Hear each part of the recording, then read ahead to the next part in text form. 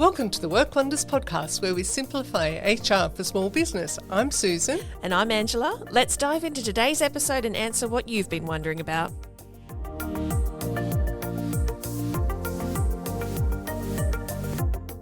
In today's episode, we're going to be talking about hiring staff and breaking it down for you into 5 simple steps. Step 1 is the job design. Step 2 is sourcing your candidates. The third step is deciding on who to interview. Step 4 is evaluate the interviews. And then finally, step 5, the offer. So let's get started. This is the Work Wonders podcast.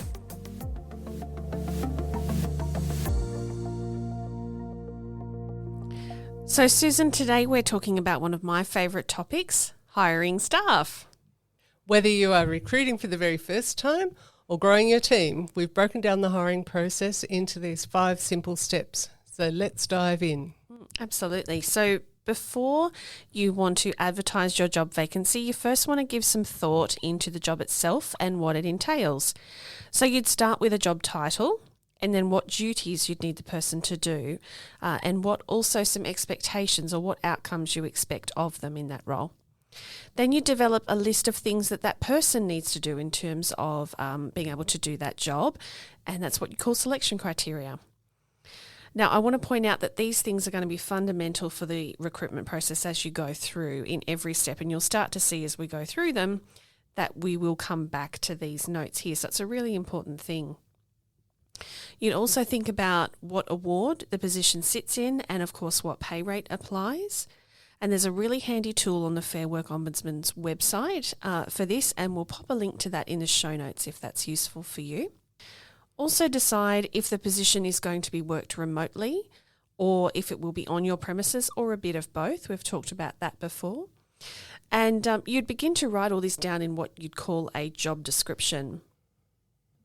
Giving thought to all these things before you start, though, will allow you and your recruitment process to be fair, to follow equal employment opportunity law, because you'll be measuring the candidates against the same thing.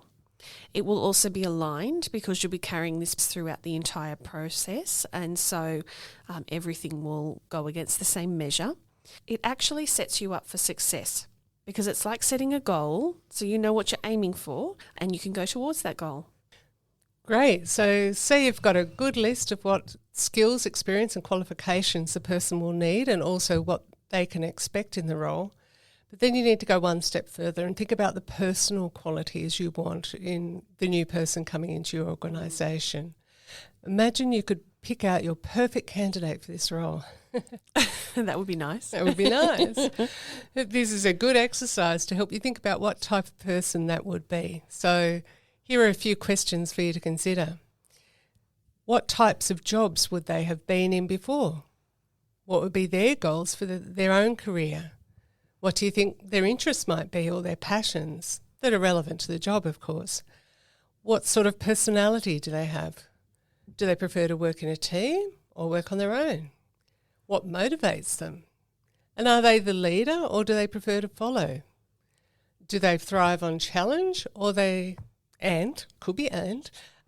like structure. So these are all things about your ideal candidate, to have in mind so you know what you're looking for. So Susan, it's more about intrinsically what it is about that person rather than ticking off things that they can use or things they can do in a particular job, tools they can use and so on. Or like a license or, proficient at Word or... So once you've got that decided, you're now ready to go out and tell the world about your job vacancy, and you want to think about publishing your ad to the biggest audience possible to give you that best chance of finding the right candidate. Most importantly, you want to get it in front of that ideal candidate. So you can post your job advertisement on lots of different online boards. Some of them you need to pay to do that and some of them are free. So there are general online job boards like we all know Seek and Indeed, that sort of thing. There are some locational specific websites. For example, there's one called Evo Cities that might be people moving out to the country areas of New South Wales looking for a tree change. There are also some industry specific websites, so they cater for particular types of industry. For example, there's one called ethical jobs, which is popular in the not-for-profit space or care space. There's one for childcare as well. There's lots of different ones out there you could aim for if that's particular to your industry. And there are also some for a specific type of job seeker. Say, for example, you're looking for a recent graduate. A lot of TAFEs or unis will have either on their own website or they might have a separate website, but they'll have an online job board where you can post your job.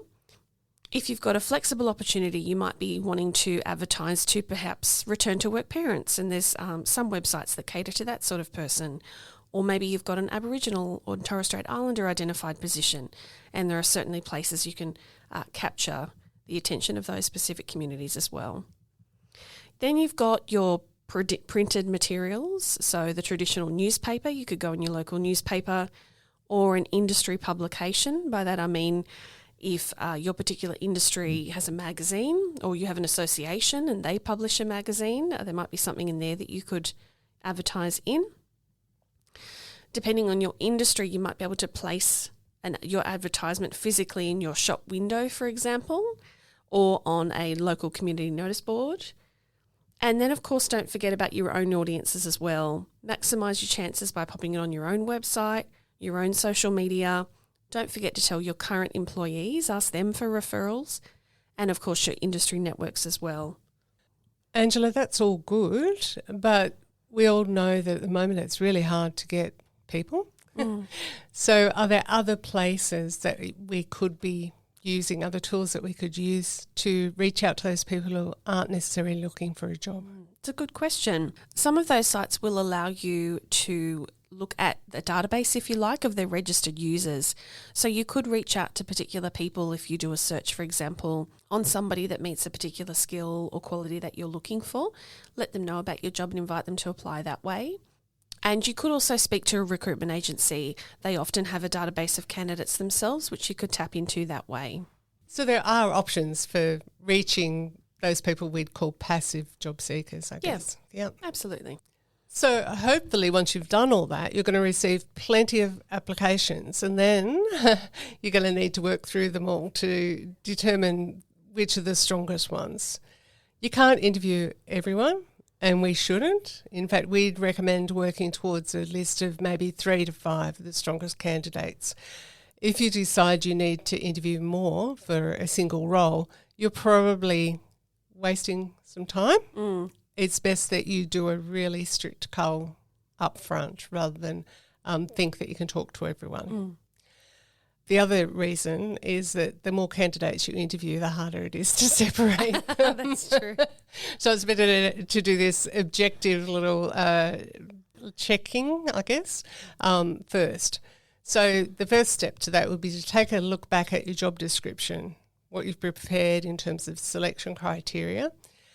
And you'll also want to think about what you thought of as your ideal candidate. So this is the yardstick you're going to hold your applicants up against. So look at their resume, the written application, and see if they have met what you are really looking for. This may sound, pretty basic, but sometimes you'll find that there are people that don't easily fit, but you'll find others that you have more questions about and you'd like to know more.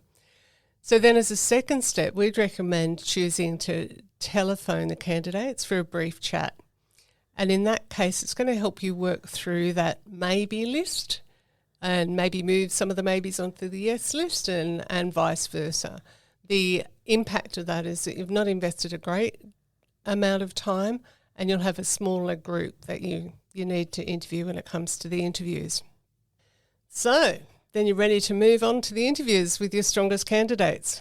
So write yourself some questions that you want to ask. Again, referring back to your position description, selection criteria and your ideal candidate, and prepare time and place for the interviews. The top tip, I guess, in terms of interview questions is to make sure that you use questions that don't demand just a yes or no answer. Part of the reason for the interview is to get as much information out of the candidate as possible. I mean, that's really what it's about. So you need to be asking them to tell you a story about their experience and give them a scenario from your workplace and ask them how they would respond to that. So allow them also to ask questions. Take notes in the interview because it's pretty handy to be able to refer back to them later. I know some people feel a bit uncomfortable with doing that, but you can easily just frame that up front and say, yeah, if you don't mind, I'm just going to make a few notes while we chat. All candidates will be comfortable with that. Right, so once you've completed your interviews, you will hopefully be feeling really confident about that one candidate, maybe two. The next step is to further evaluate this candidate, and the way to do that is to first speak with their references. Referees are previous supervisors commonly that your candidate will have worked with before. When you speak to them, you should ask them about their experience employing that candidate, seeking both the positive and the negative information that they offer. Assuming that it's all positive, you may choose to conduct other pre-employment checks depending on what's important for your business or your industry, like the right to work in Australia or a visa check, a police check or criminal background check, a working with children check, or maybe even a behavioural assessment. If you are lucky enough to have those two candidates that you're needing to decide between, that process will also help you to, again, make a decision of who you want to hire. If at these points the checks are returning negative feedback, you may want to ask yourself, is that the right person for your business? And you may choose to start right back at the beginning and getting some new applicants and starting again. But assuming the information is positive, it should help you confirm what you found up until this point. Yes, and once you've confirmed your decision and you're ready to hire them, the final step is to offer them the job. So to do that, a simple phone call is enough to begin with. Be clear and explain the offer to the candidate. All details should be the same as they were in the ad. By that we mean the details of the job, so there's no surprises to them. Yeah. And talk with them about specifics like when their first day will be, what they need to bring on their first day, where to park, what you will do on the first day, and who they will meet. Allow them to ask any questions they have, and you also need to know, do they need to give notice? Very important in deciding the start date. So tell them how excited you are to have them join their team, and let's face it, it is a really exciting time when you get to put someone on, especially if they're taking over some of your workload. So make them feel welcome right from the very start. We'd recommend then following up your verbal offer with a written one to put in writing all the details about their employment offer. So the job title, the start date, the pay rate, hopefully a copy of the position description. They need to know the location and also the employment arrangement, for example, is it part-time, full-time, casual. And Susan, I've got a little tip here to pop in if you don't mind. Yeah. I think if you were in a position with multiple strong candidates, maybe not let them know until you've got that person accepting the offer. I think we've probably both seen it done before where that person doesn't accept and then you're left with other people you've told, oh, sorry, you weren't successful. The other side of the coin is if you don't let them know until that person does accept, you've also got the opportunity to go back to your other candidates to offer it to them rather than having to start again. Yes, and the worst scenario is you offer it, that person doesn't take it, you've already told people they're unsuccessful, and then you go begging back to them. Sorry. Yeah, don't want to do that. No. Nobody likes to think they're second best. No. So don't forget to hold on to all the paperwork that you used in your recruitment process. You'll need that for 12 months just to ensure that, if anyone needs to check that you've actually acted fairly and done the right thing.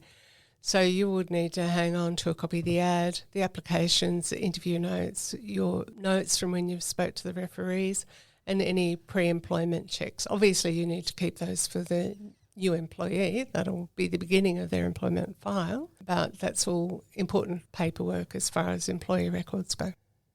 And Susan, I wanted to offer our listeners, I've got a great handy little tool. It's a recruitment checklist. Great. And it's a free thing that I've got on my website. So I'm happy for anybody that wants to grab that. They can go onto my website and they can have that. It'll take them through each of those steps that we talked about. I'll pop a link to that in the show notes. Perfect.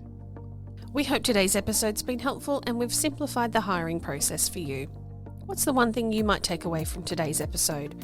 Would you now think about what your ideal candidate is a little more before you begin? Perhaps you would expand where you're advertising your role, or start to introduce telephone pre-screening or interviewing. You might think more about your interview questions and ask questions that invite your candidate to tell a story. or you might begin to use reference checks or other types of checks as well. You can find the show notes for today's episode over on our website, which will include all the links that we've spoken about.